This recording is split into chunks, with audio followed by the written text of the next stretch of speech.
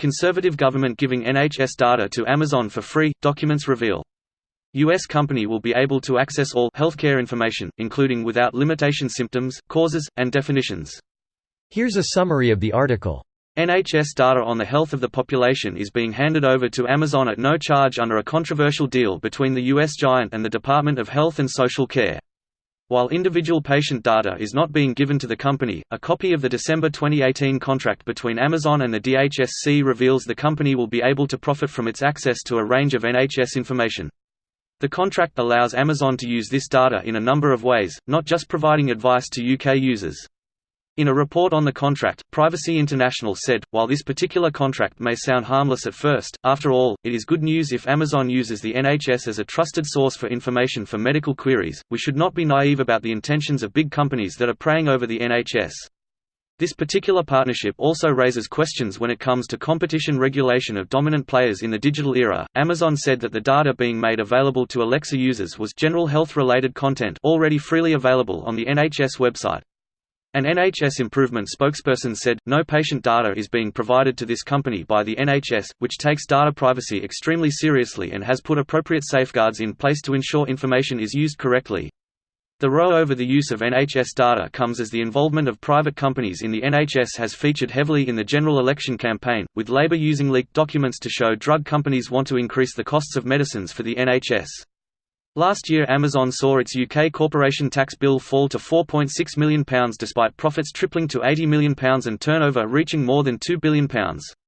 The Conservatives have suggested they will bring in an Amazon tax to target digital companies. This post received a score of 21,629, with an upvote ratio of 91%. Here are the top comments in response to this article. I have the Philips Hue lights in my house and Alexa can't turn them on correctly about 60% of the time. Imagine getting health care advice from something literally dumber than a light switch. Alexa, sell my healthcare invoices. Alexa, selling your house to Amazon. Thankfully in the UK we don't get healthcare invoices. Winking face. We don't get healthcare invoice yet. What the fuck? Are they evil? Or have they no concept of the value of that data in modern society? With Conservatives, these days it's always all of the above. Greedy plus no understanding of technology. Plus son or daughter mysteriously gets consulting job at Amazon. It's how cheaply they're bought that riles me the most.